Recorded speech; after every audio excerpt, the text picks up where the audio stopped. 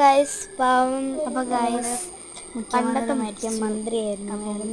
ഈയിടെയായിട്ട് കുറച്ച് കാര്യങ്ങൾ സംഭവിക്കുന്നു.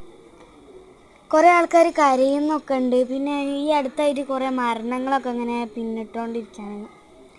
ഒരു കുട്ടി ഷോക്കടിച്ച് മരിച്ചു. അതിൻ്റെ ഇടയിൽ സമരം കാരണം ആംബുലൻസ് ലേറ്റായിട്ട് ഒരാൾ മരിച്ചു. കുറേ സംഭവങ്ങൾ നടന്നു. നീലുവിന് ഇതിനെ പറ്റി എന്താ പറയാനുള്ളത് നമുക്ക് ചോദിച്ചേക്കാം.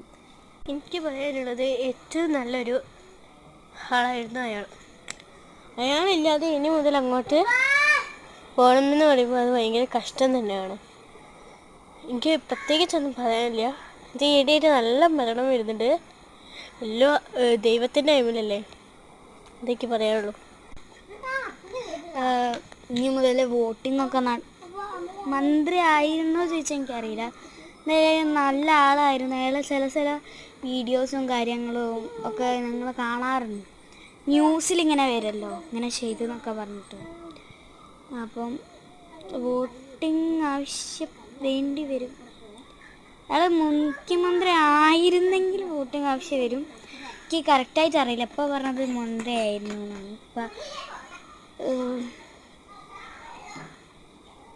പിന്നെ മരണങ്ങളൊക്കെ നീല് പറഞ്ഞതുപോലെ തന്നെ മരണങ്ങളൊക്കെ ഇങ്ങനെ കൂടിക്കൂടി വരാണ്.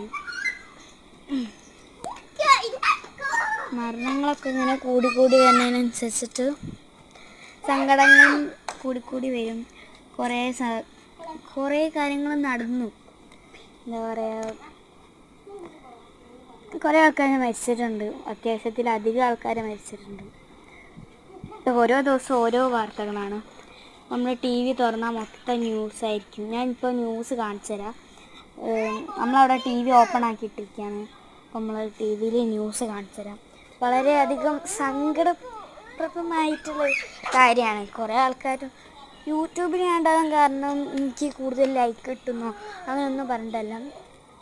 അങ്ങനെ പ്രതീക്ഷിക്കാനും പാടില്ല. കാരണം ഒരാൾ മരണത്തിൻ്റെ കാര്യം പറയുമ്പോൾ ലൈക്ക് കിട്ടോ ലൈക്ക് കിട്ടാതിരിക്കുന്നതൊന്നും അല്ല പറയണ്ടേ.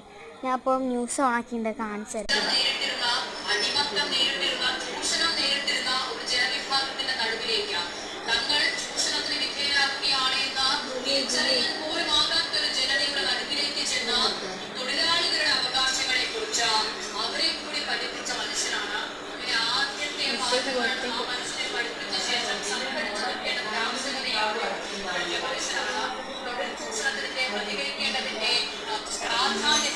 അവരെ പഠിപ്പിച്ച മനുഷ്യനാണ്